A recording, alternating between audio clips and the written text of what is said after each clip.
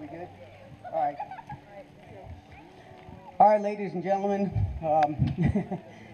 we're dealing with it the best we can. Well, I'd like to thank all of you for coming. I would like to thank my Uncle Dick and Aunt Helen for throwing this great picnic and party. If we could all give them a round of applause, that'd be great.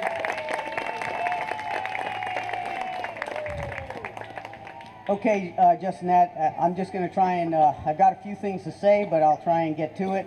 Our guys downrange are kind of getting organized. Things have been a little bit disjointed because we've had to move stuff and cover it up. So, and also we got some things wet. So if not everything fires, just remember it's cheap Chinese stuff. Okay.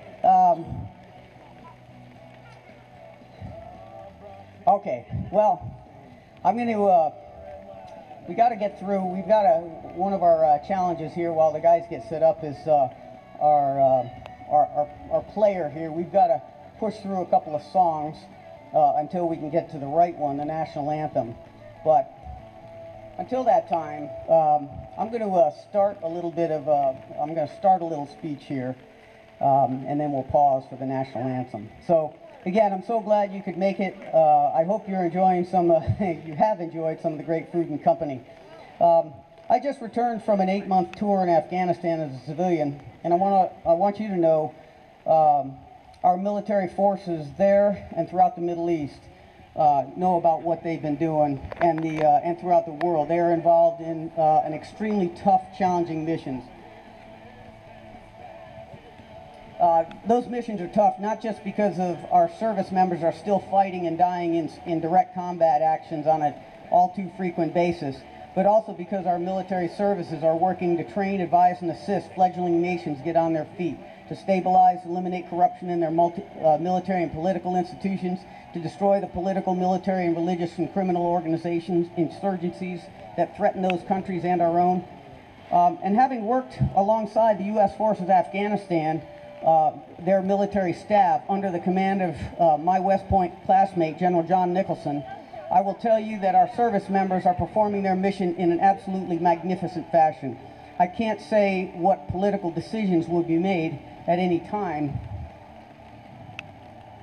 that may change the course of our worldwide military missions, but I can tell you that our military is the best in the world and the best it has ever been.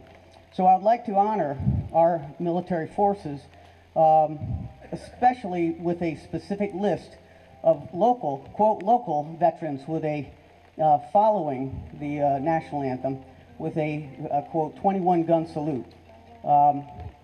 If you would please rise if possible, I would like to name those, the local veterans.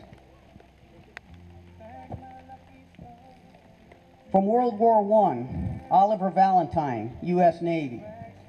From World War II, Dot McGee, who just recently passed away at age 104, United States Marine Corps. From the Korean War, Gene Helmick, who was in the Army, the Air Force, and the Marine Corps. Post-Korean War, Skip North, United States Navy. Richard Valentine, Uncle Dick, United States Army. Julian Strauss, United States Army.